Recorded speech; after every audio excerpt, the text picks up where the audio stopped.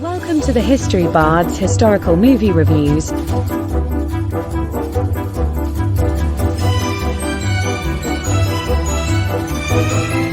movie time starting in 4, 3, 2, 1. With your hosts, Michael Zucker and Dee Marley. Today's movie review, Dr. Zhivago by David Lean. Hello, everyone, and welcome to the History Bards podcast. This is your co-host, Michael Zucker, the author of the Eisenhower Chronicles. With me is my co-host, Dee Marley. Hey, everyone. We have another classic historical fiction film to review for you all today. Today we're going to discuss David Lean's 1965 classic, Dr. Zhivago. Normally, this would round out the trilogy of Dr. Zhivago's great war epics, but we have yet to do Bridge on the River Kwai, and we'll get to that next week, so we're slightly out of order, but That's all right. It's fine. Yeah. Yeah. So we're finishing the trilogy technically today, I guess. So, Dee, do you want to start us off on your thoughts on the film? Yeah. So, again, this is one of my favorite movies. I've watched it over and over again. Again, we're having two iconic actors, Alec Guinness and Omar Sharif, who were also in Lawrence of Arabia that we discussed before. And of course, their acting skills. Obviously, David Lean admired them enough to have them again in this movie. And I think they were just, perfect casting for this part. I've seen other renditions of Dr. Zhivago, one recently because I decided to watch both of them, and I was so disappointed. And I think that's what happens when you watch a David Lean movie, is that anything else in comparison is going to pale. But the last one I watched had Keira Knightley in it, and I was kind of like excited about the possibility of this being really good because she played Laura, and it was so disappointing. It's like they chopped it in half. It was like half, it just ended, and the rest of the story didn't even finish, and I didn't really understand why they did that. But with this one, I think David Lean was able to just take this story to the epic levels that he is so well known for. And there's a lot of themes in this movie that I think anybody can relate to, especially with a lot of the things going on in Russia right now, and with Ukraine and everything. The loss of identity, the loneliness, the trying to find your place, all of those kind of things really stand out to me, because of that time period that all of this happened. Before whenever the Tsar was ruling Russia, there was an elegance, an opulence, to their lives, and Zhivago kind of represented that. And not only that, but especially more so his fiancée Tanya represented that.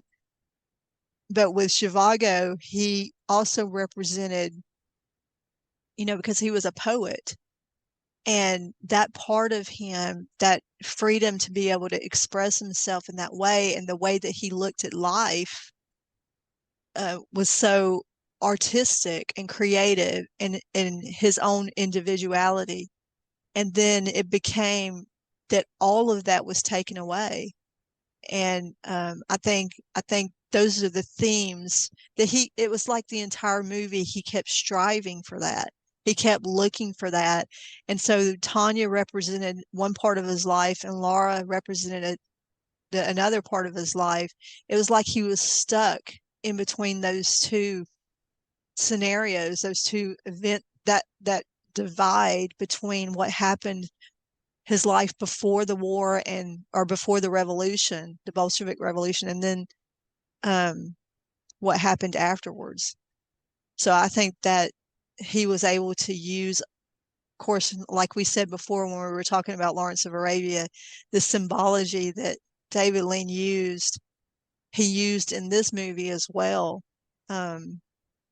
And so those are some of the reasons why I really admire this movie, and it really resonates as a writer myself. Can you imagine that, that you wouldn't be able to express yourself in that way and to be in trouble for it, because his writings were banned. And that was one of the things that his brother, or his half-brother, who Alec Guinness played,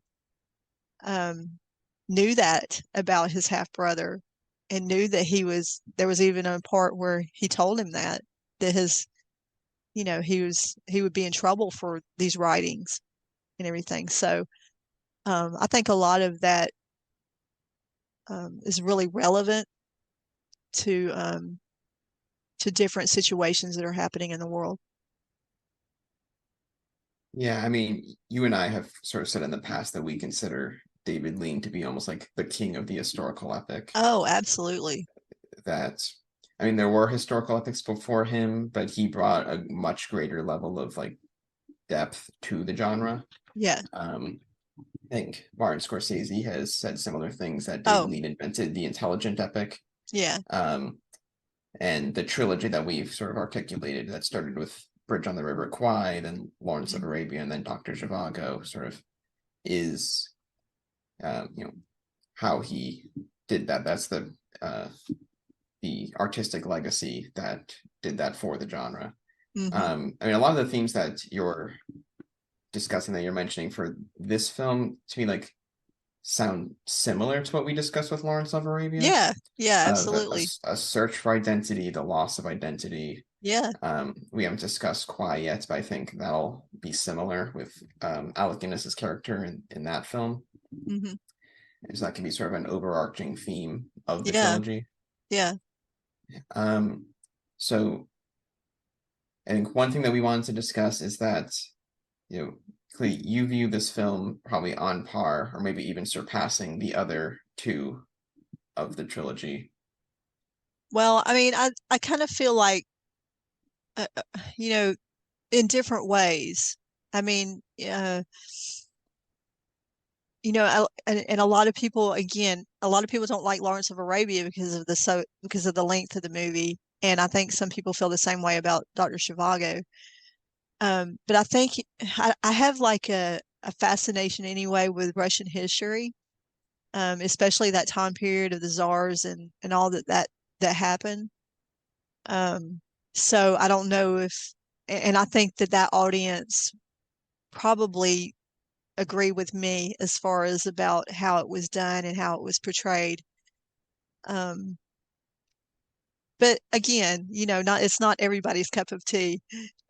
Well, so what I was trying to say was that, so you view it basically, at least like roughly on par with the other two.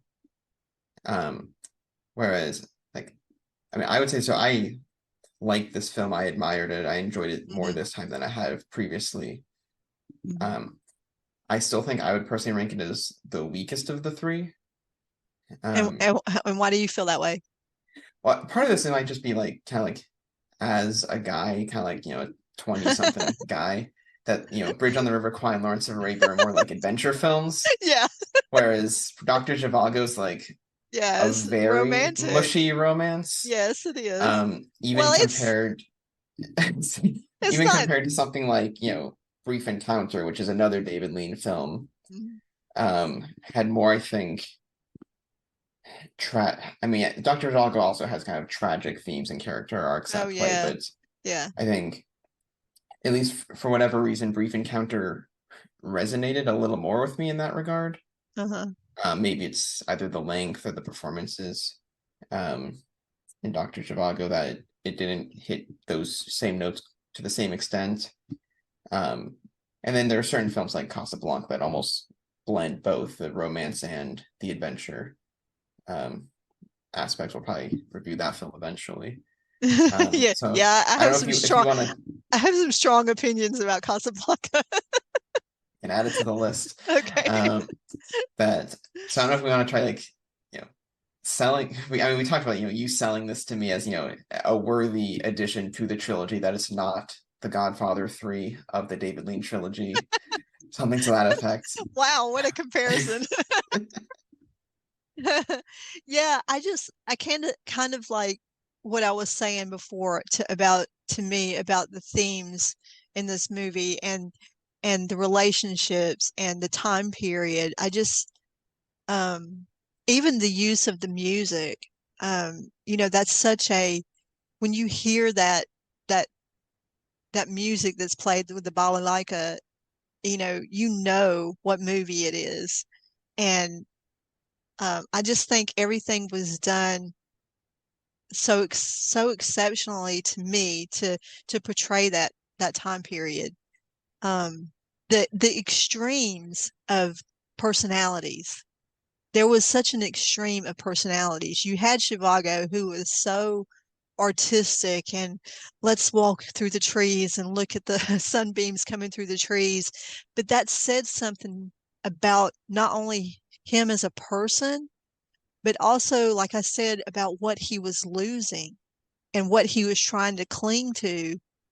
And then you had the extremes of Strelnikov, who who went completely the opposite, devoid of all emotions. And he almost had to do that. He came to that for a reason. Not only because of his belief in the revolution, but also because of the pain that he suffered because of his relationship with Lara, and realizing the kind of man that Komarovsky was, and her relationship with Komarovsky. And so he kind of went to the other, but then you had Komarovsky and his extreme of he was just a scoundrel and he was looking out for opportunities. So, uh, to me, you had all these such well fleshed out characters that kind of really showed, to make a good movie like that, you have to have a good book. And Dr. Zhivago is one of my favorite books. There's scenes throughout that I can remember like reading it, and there's one part. It's actually the part whenever he's riding the train and he's looking through the window, and the passages of watching the landscape go by. It just I don't know. It really, really to me showed who Zhivago was. And I don't know if it has to do with being a writer myself, of being able to relate to him in that way. Because as writers, we do that. We have that side to us where that creative part. Because I mean, honestly, I've done that, walk through the woods and watch the sunbeams come through the trees. So I don't know if it's more about really connecting with him as a writer that really resonated with me, and one of the reasons why I really love the book and the movie. To me, I think that one of the distinguishing features, not just within historical fiction, but all of cinema, that both Kwai and Lawrence have. So Alec Guinness's Colonel Nicholson and then Peter O'Toole's Lawrence have, was sort of that their characters had such a multi-dimensional personalities. Yeah.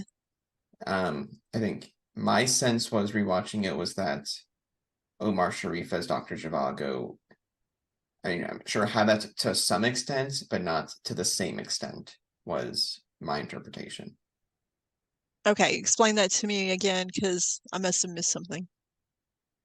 That, I mean, with the Lawrence review, we talked, a lot about how he had a certain self-image of himself that, Yeah. that was not a great sentence phrasing, but had a certain self-image of, that he was looking for his place in the world, then thought he was going to become like the savior of the Middle East. Yeah. And then had his identity rupture and kind of learn that he was a sadomasochist. Yeah. We haven't gotten to Kwai yet. The short version is just that whether Nicholson is kind of torn, is it duty that he thinks he's fulfilling, or is it more of a quest for legacy? that, in my view, Zhivago did not have quite that level of a sort of multi-dimensional personality. Oh, I see what you're saying. Yeah, because he was who he was. Is Yeah. that what you're saying? So, and he was a dreamer and romantic. And I think it became more about instead of, I guess you're saying, a huge character arc where he ended up changing by the end of, because he didn't. He was still Yeah. looking for her. He was still trying to live in that past. That maybe it was the arc of what was happening around him. It was. I think I noticed more of a character arc this time though with Zhivago. Okay. That, and I think this also ties in with the other two epics, that I think as the Bolshevik Revolution starts, he becomes, I would say, more, I don't want to say selfish, but more like self-focused maybe. Uh-huh. That he goes from being, the doctor who spends months sort of either toiling in the hospital trying to help Russian soldiers, or before that, trying to help the protesters who were hurt by the Tsar's troops. Yeah. To sort of essentially leaving that behind, leaving his wife behind. Well, first leaving with them to try to just get out of Moscow, but then leaving his family behind to spend a long time with Laura, essentially just having an affair. Yeah. And so to me, I think his character arc was sort of the chaos of the revolution bringing out more of a self-focused mindset. Yeah, it did. And I think, that might be one of the major themes also that ties the whole trilogy together, that, as we kind of just listed off with both Colonel Nicholson and Kwai and Lawrence and Lawrence of Arabia, that they had that similarly in their war adventures, that the experience sort of brought out an inner selfishness that sort of led to these tragic character arcs. Yeah, I absolutely agree with that. He definitely did. And I think that again plays into what the whole revolution and the whole becoming the Soviet Union became, like giving up all of that, giving up any focus on self. It had to become about everybody, and I think that really played out whenever he came back to his house and there was 13 other families, all of that focus on that opulence and everything, and focusing on self was gone as far as the government was concerned. But yeah, he still wanted that. He still clung to trying to find that. Right. I mean, I think probably arguably the main theme of this film is sort of individualism versus collectivism. Yeah. And we mentioned Casablanca briefly earlier, and I almost think like this film has almost the exact opposite message as that film. That Humphrey Bogart says near the end of it. I'm paraphrasing, but it's something like the problems of three little people don't amount to a hill of beans in this crazy world. Yeah. And this is going in the opposite direction of Zhivago wants sort of his individuality and to express himself, and he becomes less and less interested in the politics of what the communists are trying to build. Yes. This sort of working class utopia. I mean, there's probably some amount of overlap in terms of like how much do you need to sort of sacrifice your individualism for the political cause. Mm-hmm. But just to me, it seems like those two films are sort of pointing in opposite directions. Yeah, for sure. And I think sometimes that's what advantage of.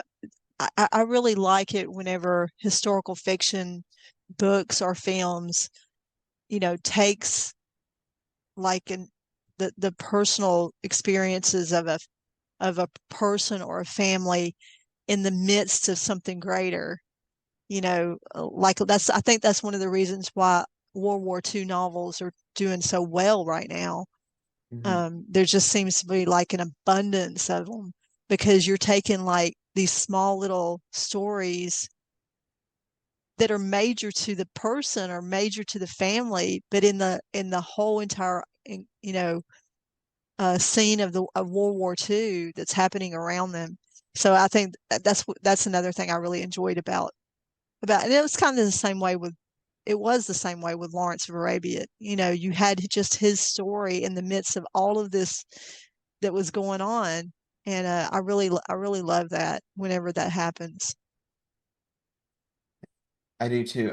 So there's a quote that I wrote down that sort of stuck out to me that I want to discuss Okay, briefly. sure. I think it was Strelnikov who said this, and I don't know if I got the exact quote, but it's something along this line. But he's kind of criticizing Zhivago for being a poet during the Uh-huh. revolution, Uh-huh. and he says poetry is absurdly personal. It deals with insights and feelings, and then he said the personal is dead and history killed it. Yes, yeah. Which I think kind of epitomizes the central conflict It of does. It this film. But absolutely I also does. just want to say that for our viewers or listeners who are familiar with the political scientist Francis Fukuyama, who, when the Soviet Union collapsed, wrote the book famously called The End of History. Wow. And history, Yeah, yeah. Wow, yeah, that's it something. just contrasts so strongly It does. It with really this does. quote. And you could probably have an entire podcast episode just on the broader concept of history versus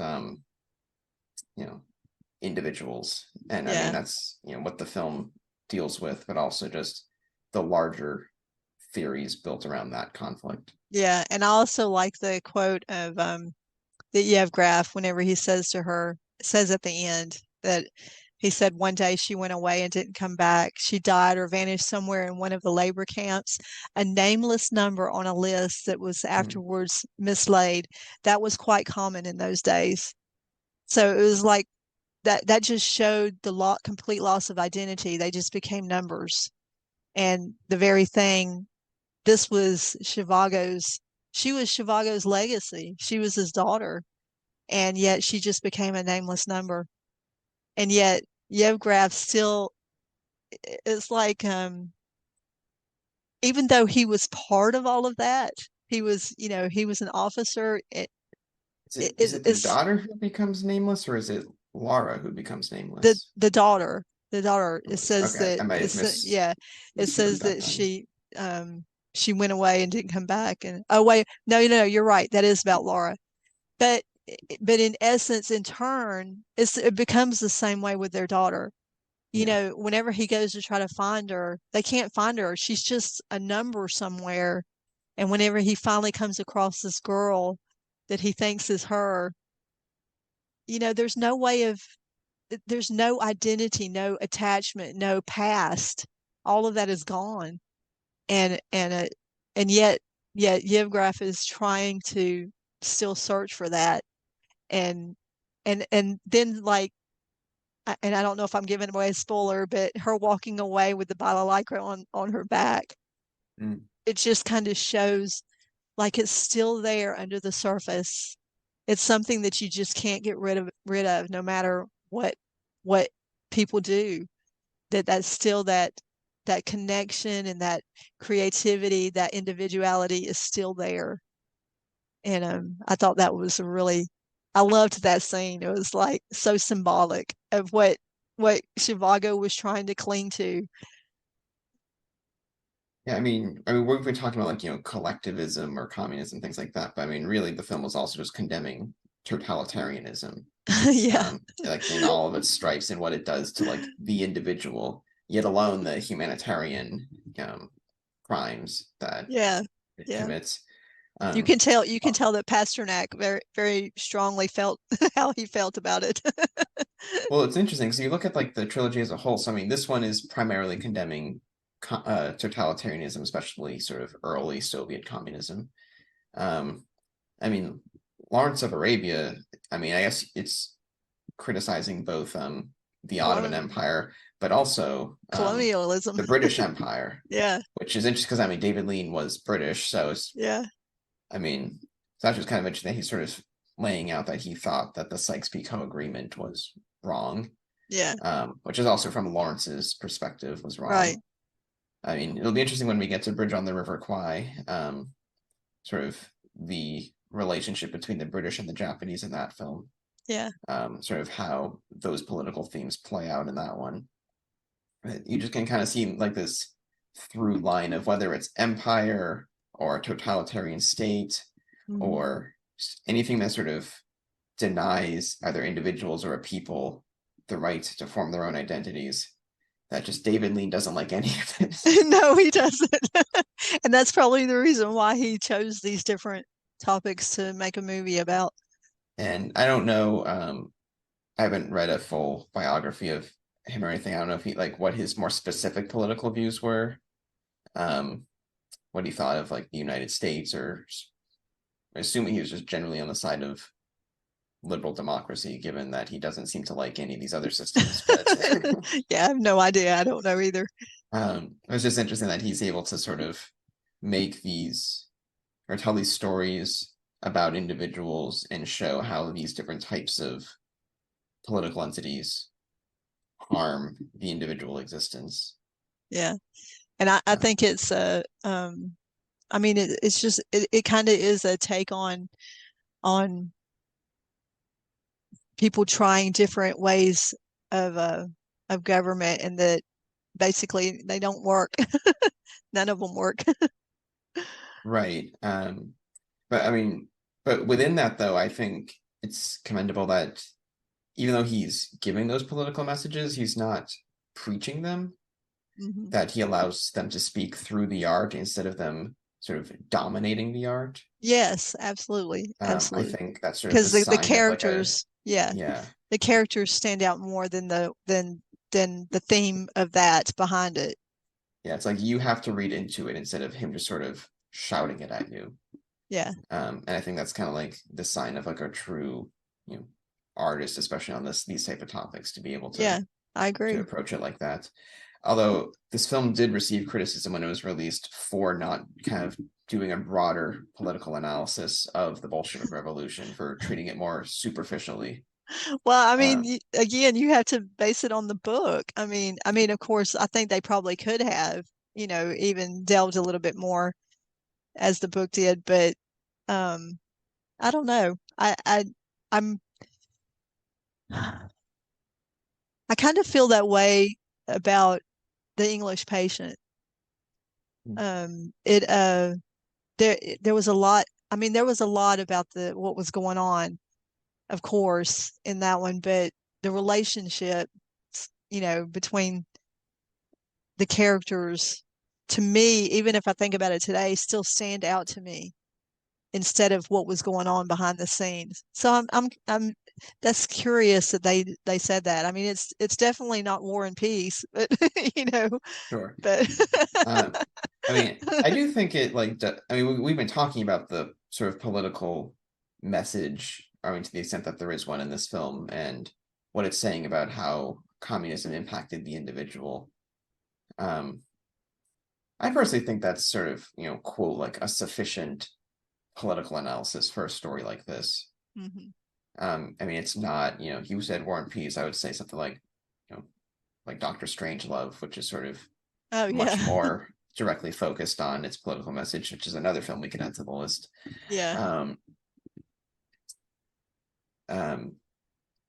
I know people have said similar things about Lawrence of Arabia, that like a broader analysis of the Sykes-Picot Agreement could have been interesting.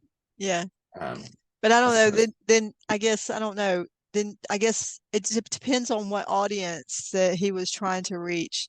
Because you do have some that are like just extremely political movies. But I don't know that that's what he was going for. I mean, what do you think? I know with Zhivago, that's not the audience he was going for. Yeah, I think David Lean was probably aiming for more of like a broader audience. I mean, especially with like, I mean, just the financial side of it, just like probably the cost to make these 3 films. Yeah. They wanted to be able to recoup their investments. Although interestingly, this is the only one of the 3 that Sam Spiegel did not produce. I think it still had an American backer, but I did not check to see who that was.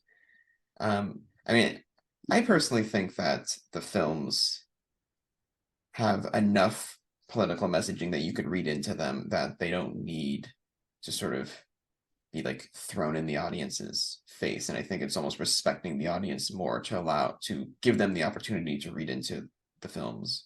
Yeah, I agree with that. as opposed to, being even more explicit than they already are. Yeah, I totally agree with that. So, I mean, that being said, so I know we kind of had differing views about it, but you said that watching it again, you feel a little differently. So why do you feel differently now? I think there are certain films just every time you watch them, you see new things in them. That's absolutely true. And I Absolutely true. think I saw more of Zhivago's character arc. I think the sort of the tension that he's going through between, I think, Tara and Lara. I think that was her. Tanya. Sorry, Tanya and Lara. Tanya, Sorry. yeah. I was gonna say they can't be that similar. Tanya and Lara. I think that entire character or plot device, Strelnikov, just all the kind of the different arcs and relationships of all the characters. I think I understood on a deeper level this time than previously. Yeah. As well as sort of the tension between Zhivago trying to maintain his individuality versus what communism was trying to do. Yeah, exactly. And it's really amazing because sometimes I feel that way about whether it's a movie or reading a book, because there are books that I've reread so many times, and you do have a tendency to always find something new, especially if it's a good classic, especially if it's a good film like these that we're reviewing. You're always going to find something else. And so sometimes you can't just base, like, a lot of people have watched Zhivago or Lawrence of Arabia or other movies like that. I'll never watch that again, you know. But if you do take the time and then kind of look deeper into what the story is trying to say, or what the short, like if you're reading a book, what the author is trying to say, you'll find those little gems that come out, and that's very admirable for a filmmaker or for an author to be able to do that.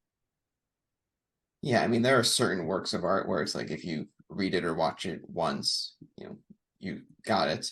If you're watching King Kong versus Godzilla, you probably got what's there the first time around. Oh my gosh, yeah. Versus a David Lean epic or something to that, or War and Peace being kind of another great historical epic. Yes. Something like that. Yeah, I totally agree. So tell me, like, since you've watched it again, so what stars would you give it this time? This time I would give it 8 out of 10. Oh, wow, that's an improvement. That's great. Well, again, this is one of my favorites, so I've got to give it 10 out of 10. All right, so do we want to start to close? Yeah. Where do we have them? Okay, so we want to thank you all for joining us. We hope you all enjoyed today's episode. We'll see you next week with another classic historical fiction film. It's going to be Bridge on the River Kwai, so be sure to watch it to refresh your memory. Yeah. And keep making history and keep on listening.